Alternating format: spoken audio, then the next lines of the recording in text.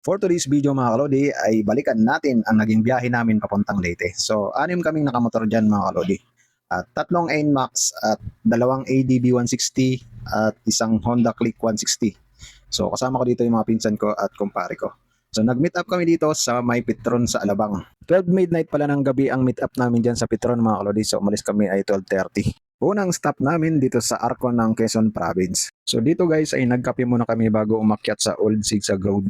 At nakarating na nga kami dito sa Tabugon ng 7:30 ng umaga mga kalodi. So hinintay namin yung tatlo pa namin kasama dahil naligaw pala sila at doon sila dumaan sa Old Sigsag Bypass Road. So dito mga kalodi ay kumain muna kami habang naghihintay sa kanila. So hindi kami nagkaintindihan, yun pala nadaanan na kami at di kami napansin. So ngayon ay nauna naman sila. So dito guys ay naabutan na namin sila, nakatambay dito sa gilid ng kalsada. So hinintay kami. So dito mga kalodi ay nakarating kami sa Naga ng 11:30. So nagpasya na kaming kumain dito at naghanap ng karinderya. Pagkatapos namin kumain mga kalodi ay naghanap muna kami ng matulugan. So dito kami sa petroleum gas station at meron ditong kubo-kubo at pwede naman ditong magtambay. So dito guys ay nakarating na nga kami dito sa Kamalig Bypass Road. So sinadya namin dumaan dito para makita talaga yung mayon. At pagdating naman dito sa Sorsogon ay dito kami dumaan sa Coastal Road nila. So napakaganda ng view rito mga kalodi. So dito guys ay gabi na kami nakarating dito sa port ng Matnog. So pagdating namin dito, yun bumungad sa amin, napakaraming motor na hindi pa nakatawid. At inabot na nga kami ng umaga dito sa Matnog Port mga kalodi dahil napakahirap tumawid kapag motor ang gamit mo dahil 10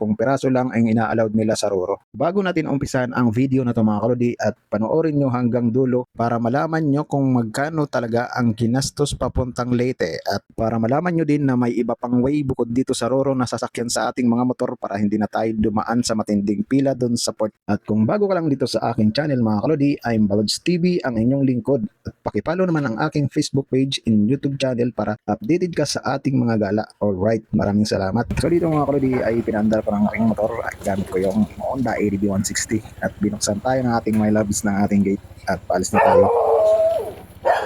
Okay. Bye-bye.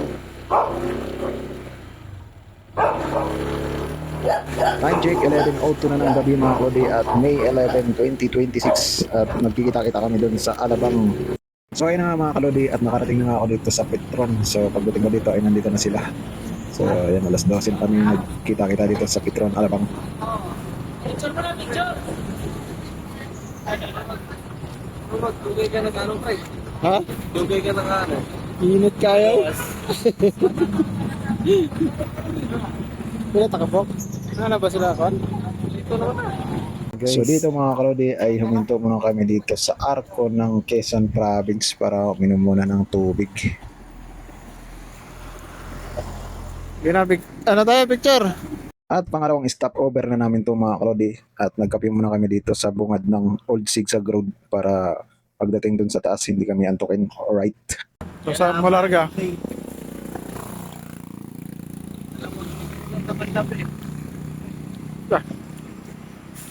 Word!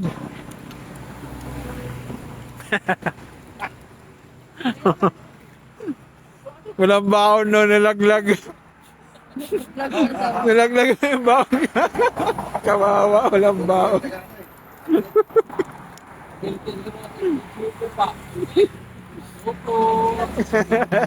Swerte yan. Nag-stress sweeper.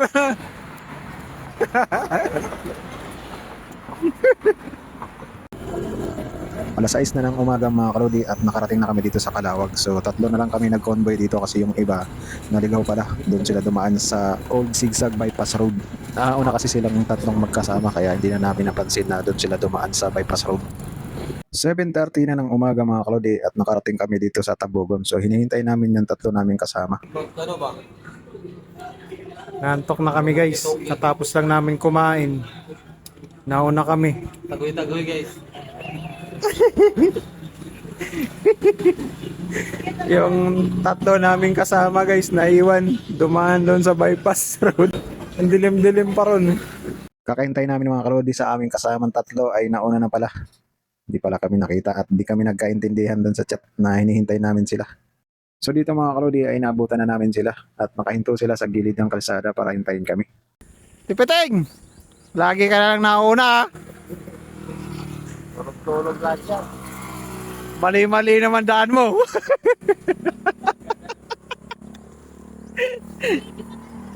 So dito guys ay pinaandar na namin ang aming mga motor para makarating sa aming paroroonan. Pagdating naman sa pagpatakbo ng aming mga motor mga kalodi ay takbong pogi lang para sa safe. So dito mga kalodi ay makikita nyo naman napakagandang mga puno na nakalibot sa daanan. Ang sarap talaga magmotor. Nakaka-relax at nakaka-enjoy pa. Alright. At dito mga kalodi ay huminto muna kami para uminom ng tubig.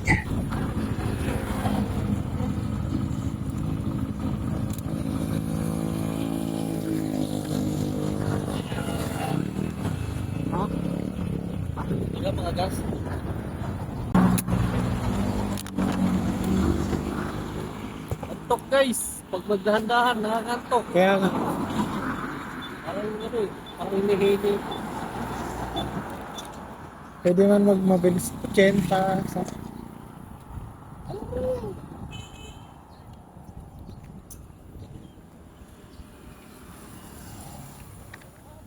Wow guys.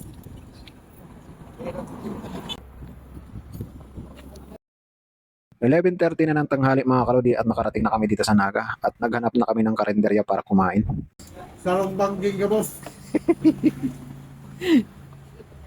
Tanghalian namin guys, oh. Tipiting. Kaway mo na tipiting.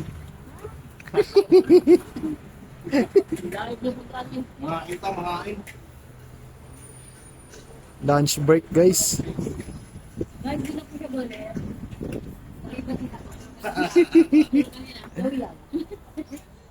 At pagkatapos namin kumain mga kalodi ay naghanap kami ng matutulugan muna. So dito kami nakahanap sa gas station. Dahil wala pa kaming tulog. Kanya-kanyang kubo. Ayan guys, kanya-kanyang kubo guys.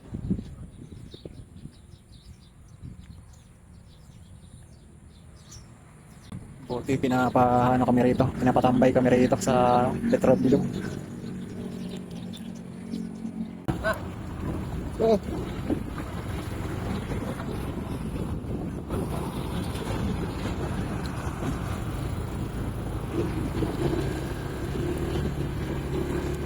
So dito mga kalodi ay nagpaandara naman kami sa aming mga motor. So isang oras lang ang pahinga namin at rat-rat na ulit.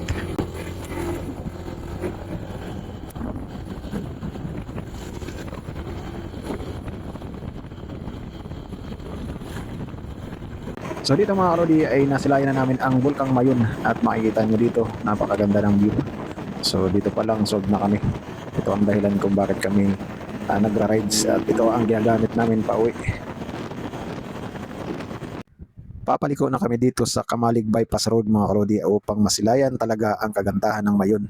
So pagdating dito ay magpipicture-picture lang muna kami tapos andar na ulit. Alright. Sa dulo kasi yung 7-Eleven ito eh. Picture kayo?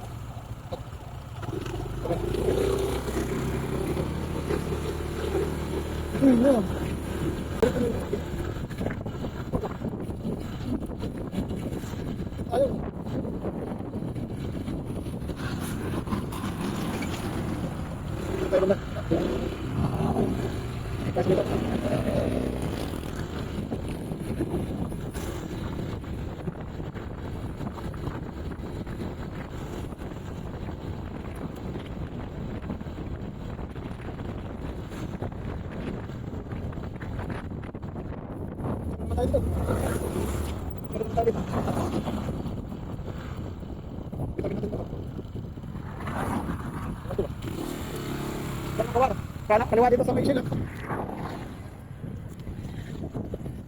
Sabi nila magastos daw at nakakapagod magmotor. Kapag ito ang gamit mo pa uwi ng probinsya, o magastos kapag nagmomotor sa pagpakondisyon pa lang ng motor butas na ang bulsa mo. Oo, nakakapagod dahil malayo at mararanasan mo din yung mainit ang panahon. Tapos bigla na lang uulan. Wala eh. Dito kami masaya. Ika nga nila motorcycle is my passion. Rides is the best therapy. Lalo na kung makakita ka ng ganito kagandang view. Nakaka-amaze, nakakawala ng pagod, nakakawala ng stress. At malalasap mo si Moy ng hangin na dumadampi sa balat habang ikaw ay nagpapatakbo sa iyong motor. So dito mga kalodi ay nakarating na nga kami dito sa 7-Eleven na trending. Ito yung Kamalig Bypass Road at maraming nagpipicture-picture dito na mga riders.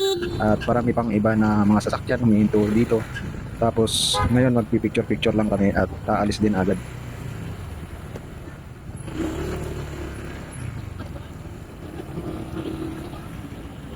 So dito mga kalodi ay nakarating na kami dito sa Sorsogon, no? At dito kami dumaan sa Coastal Road at tingnan nyo naman ang view dito, napakaganda. Kaya dumaan kami rito at shout out sa mga taga Sorsogon, sa mga nagja-jogging dyan, no? Marami palang nagja-jogging dito mga kalodi.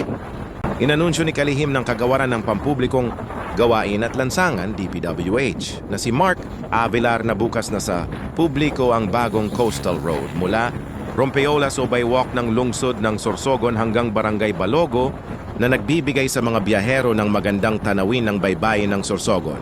Ayon kay Kalihim Villar, ang 4 na linyang Sorsogon City Coastal Road na may kabuwang haba na 552 kilometro ay maituturing na isa sa pinakamalalaking proyekto sa ilalim ng programang Build sa rehiyon ng Bicol na isinagawa ng DPWH Regional Office 5 at ng Sorsogon, 1st District Engineering Office.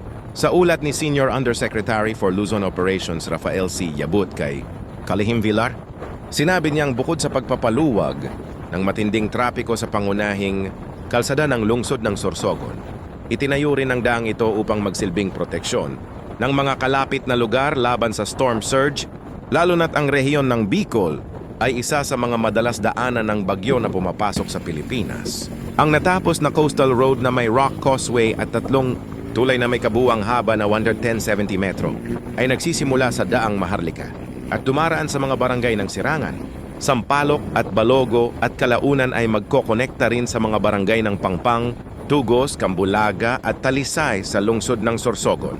Ang proyektong ito ay katuparan ng mga plano sa pagpapaunlad ng infrastruktura ni Gobernador ng Sorsogon at dating Senador Francis Chiz G. Escudero at ni Mayor Maria Esther E. Hamor ng lungsod ng Sorsogon na nanguna sa kamakailang pagbubukas ng Coastal Road kasama rin si Undersecretary Yabut. Inilarawan ni Gobernador Escudero ang Sorsogon Coastal Road bilang isa sa pinakamaganda sa bansa at ipinahayag niya ang kanyang pasasalamat kay Kalihim Villar at sa DPWH sa pagsuporta sa pag-unlad ng lalawigan ng Sorsogon sa pamamagitan ng pagtatayo ng mga kalsadang makatutulong sa mas maayos na palitan ng mga produkto sa pagitan ng mga barangay at bayan.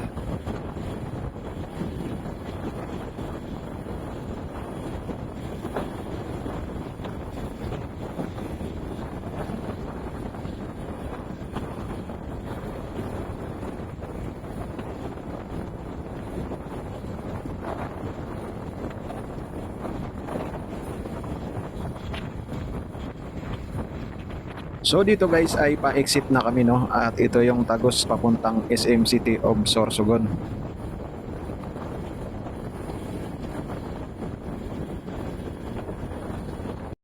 So ayun na nga mga kalodi at nakarating na nga kami rito sa port ng Matnog at ito ang bumungad sa amin, napakaraming motor. At nagtanong kami dito sa mga naunang riders, no? So ang sabi nila mahigit 10 hours na daw sila nag-aantay. Kapag ganitong buwan ng Mayo mga kalodi at marami talagang riders na umuwi, so expect mo na talaga na mahaba ang pila. Ganito talaga to dito mga kalodi kapag buwan ng Mayo kasi summer. So pag hindi naman summer, pag ibang buwan naman ay dire-diretso naman yung biyahe dito. Kapag nakapila ka na dito mga kalodi at mag-a-advise naman yan dyan sa loob na meron silang barge na Roro. At ito yung GT Express. So, yung GT Express na to ay magsasakay sila ng mga motor lang na 50 piraso. Pero bawal ang angkas. So, hindi naman talaga bawal ang angkas. Yung angkas mo, kunyari may angkas ka, isasakay mo lang sa pang-passenger na Roro. So, yung ikaw, kasama mo yung motor, isakay mo doon sa GT Express. So, kung may kasama kang backride, yun na nga, ay papasakay nila sa Roro na passenger. Tapos, ikaw doon sa Roro na pang-barge na pang ano lang, pang sasakyan. So, yun, kung gusto mong mapadali, hindi ka napipila, katulad sa amin, ganito, inabot na kami ng umaga, at nagkampante naman kami na pipila na lang kami. At kasi yung ibang kasama namin may backride, so hindi naman kami nagmamadali, kaya pumila kami. So, inabot kami ng 16 hours dyan mga kalodi. Sa wakas mga kalodi at papunta na kami ng barko, no? So, pasakay na kami. Sa haba-haba ng pinila namin, inabot kami ng 16 hours. So dito ay papakita na natin yung ticket sa gwardiya at papasok na tayo. So dito mga kalodi ay bibilangin na natin kung magkano ang nagastos namin dito papuntang Matnog. So yung full tank namin ay 400 plus. Ito yung ginamit ko, Honda ADB 160. So nasa 8 liters yata itong laman nito kung hindi ako nagkakamali, itong ADB 160.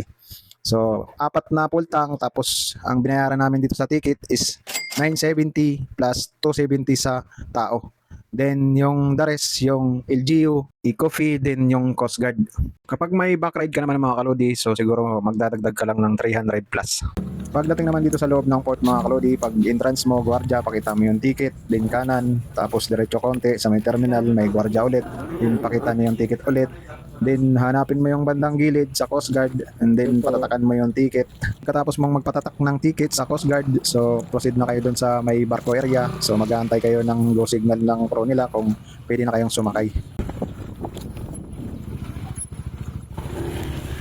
Kanan po. Dalawa.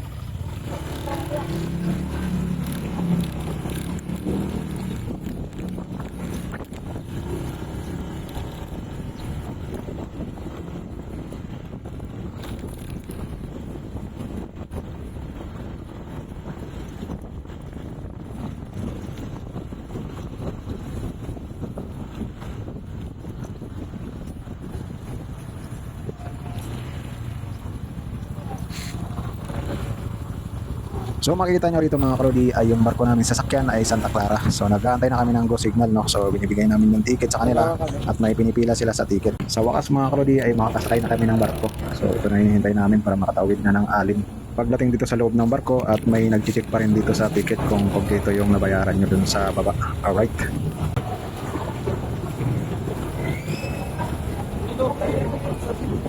Kasama ako yung isa. Ito pa yan? Ito lahat? Pulang na po na.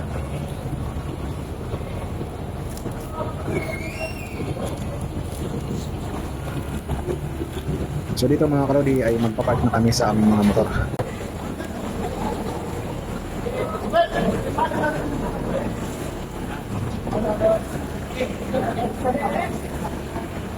At dito guys ay nakaakyat na kami dito sa second floor, no? Kasi maraming tao na ron sa first floor kaya dito na kami sa taas.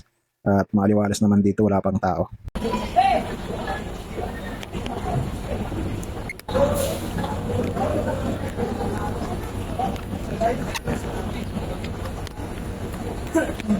So ayun na nga mga kalodi at nandito na kami sa Alin after 2 hours yung biyahe namin dito sa Roro. So nandito na kami sa baba. So ito yung mga kasama ko, hinihintay pa namin yung iba namin kasama.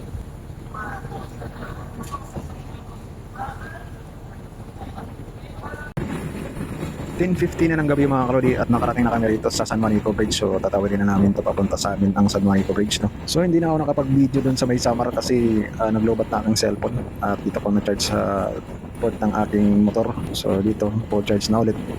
Then ito na yung San Juanico Bridge. Ito yung kaganapan dito pagkagabi ng mga kalodi. Ang akala namin mga kalodi ay madadatnan namin na bukas yung ilaw dito sa San Juanico. So pinatay pala ito. So hindi namin nasaksihan yung magandang ilaw na nakakabit dito sa San Juanico. Ang San Juanico Bridge ay ang pinakamahabang tulay sa Pilipinas na tumatawid sa dagat. Pinagdurugtong nito ang mga lalawigang Samar at Leyte at nagsisilbing mahalagang daanan para sa transportasyon at kalakalan ng rehiyon ng Eastern Visayas. May haba itong humigit kumulang na 2.16 kilometro at bahagi ito ng Maharlika Highway o Pan-Philippine Highway. Kilala ang tulay dahil sa maganda nitong disenyo at kurbadang hugis na parang letrang S kapag tinitigan mula sa himpapawid. Sinimulan itong construction ng San Juanico Bridge noong panahon ng dating administrasyon ni dating Pangulong Ferdinand Marcos Sr.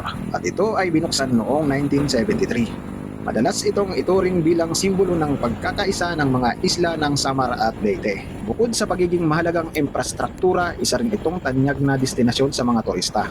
Dahil sa kahanga-hanga nitong tanawin sa dagat at kalapit nitong pulo. Sa gabi, mas lalo itong gumaganda dahil sa makukulay na ilaw na nagbibigay buhay sa buong tulay. Ang San Juanico Bridge ay hindi lamang tulay para sa mga sasakyan at tao, kundi isa ring mahalagang bahagi ng kasaysayan ng turismo at pag-unlad ng ekonomiya ng Kabisayaan.